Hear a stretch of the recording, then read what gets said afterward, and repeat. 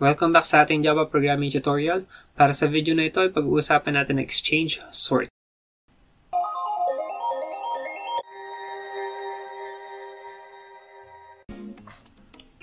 Ang exchange sort ay ang pinakamadaling sorting algorithm. Ito ay kahalintulad ng bubble sort at ang code niya ay katulad ng ating selection sort. Naiba lang ito ng kaunti sa bubble dahil sa exchange sort, ang ikinukumpara ay ang current element sa iteration sa mga susunod na element ng array, kung saan magsuswap ito kung sakaling dapat ay mag-swap.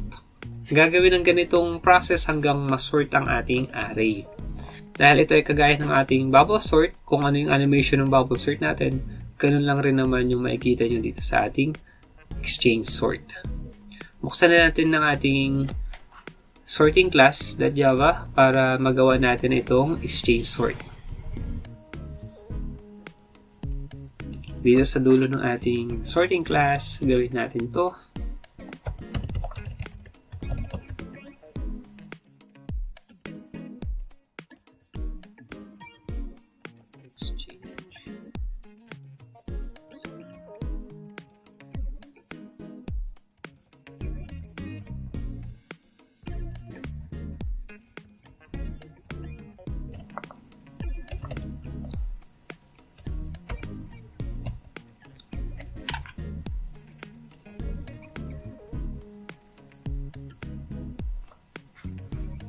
Next ay maglo-loop tayo.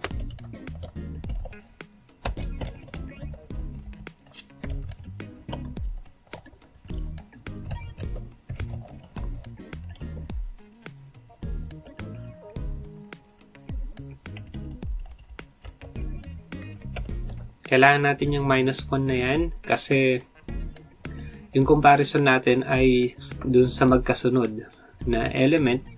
So kapag ginawa natin yung index less than length lang, ang mangyayari ay dahil kinukuha natin yung second element or yung kasunod na element ng ating current element, ang mangyayari ay susobra tayo ng isa. Okay? Doon sa pinakadulo, susobra tayo ng isa at mag-a-occur yung ating array out of bounds error. Kaya ginawa natin yung list.length -1. Okay? Kopyahin natin to para hindi na tayo mag-type ng marami.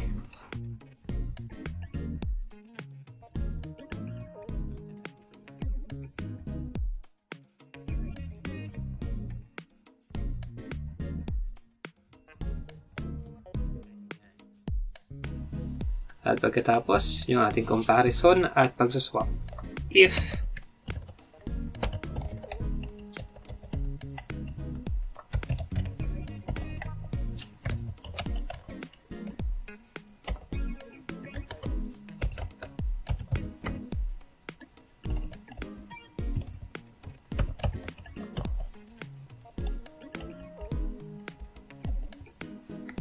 yung ating temp equal siya sa list,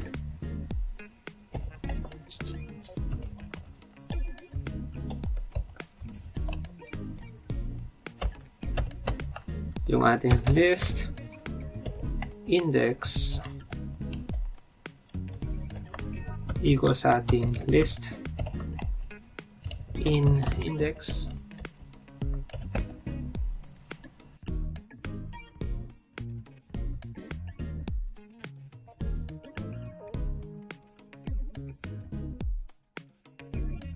equal naman ito sa ating temp. Kunin lang natin tong output na to para sa bawat iteration natin, makita natin yung output. Kapag sa actual, pwede nyo natanggalin yan. Ang gusto lang naman natin ay makita yung bawat iteration, kaya ako ginagawa yan. Pero sa actual, no need na yan. Tawagin natin exchange sort. Comment natin. Save, compile and run. Compile, run. Oops. Error. Yung 52 hindi napunta sa dapat niyang kalagyan.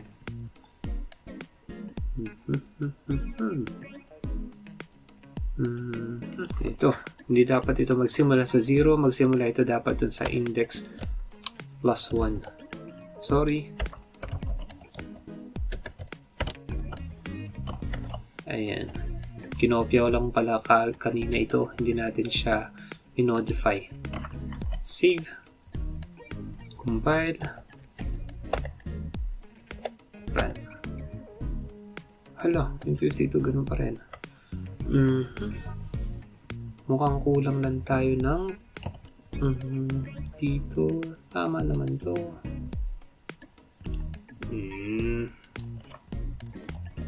Ayan.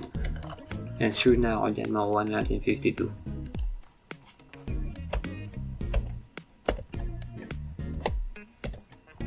Ayan. Okay. So, sa simulation, obserbahan nyo yan.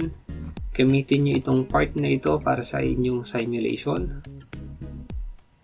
Okay. So, yan yung ating exchange sort. Ganyan lang kasimple yan. Sa susunod na video natin, pag-uusapan natin ang shell sort. Until next time!